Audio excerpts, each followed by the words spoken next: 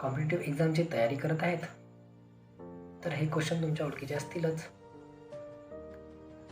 दिवसभर कॉन्फिडन्स, रात्री बिलकुल लो. इतका अभ्यास करूनही मार्क्स वाढत नाही. दिवसभर बिझी पण परफॉर्मन्स बिलकुल कमी.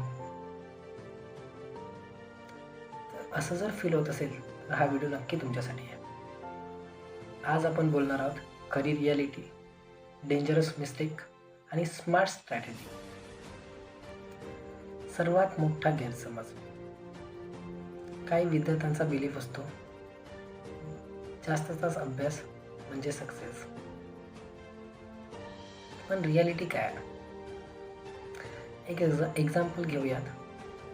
10 तास mobile plus distraction plus passive study versus 4 तास deep focus, practice plus revision. कोण जिंकेल? काही कठोर फॅक्ट्स.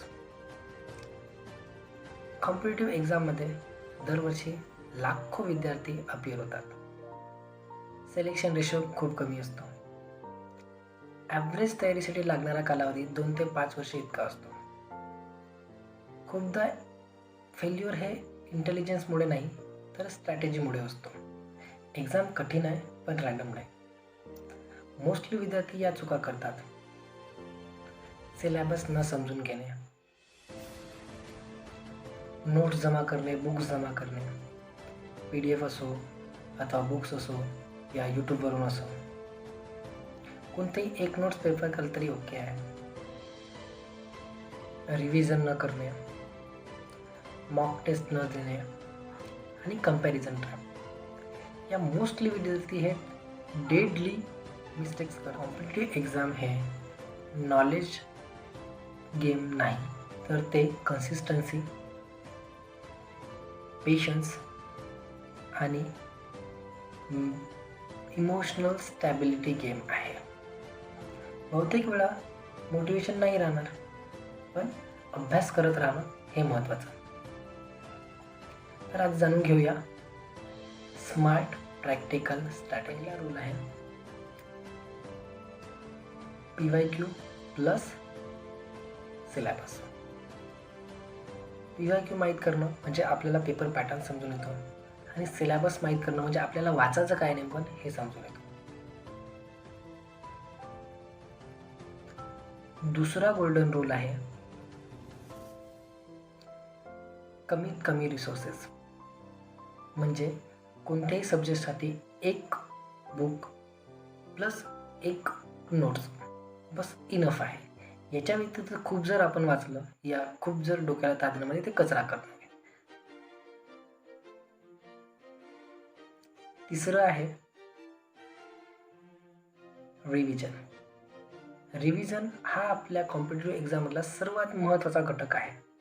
जेवढं आपण रिवाईज करू डेली, मंथली, वीकली, तितकं जास्त आपल्याला आठवण राहण्यास सोपं जातं आणि आपल्याला कोणताही एक्झाम समजण्यास या मार्क्स मिळवण्यात प्रॉफिटेबल असतं. चौथा गोल्डन रूल आहे ॲक्टिव्ह स्टडी टेक्निक्स.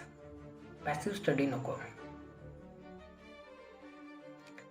पहिले रिकॉल करा, आठवण करा काय वाचलं ते. MCQची प्रॅक्टिस करा, रायटिंग प्रॅक्टिस करा,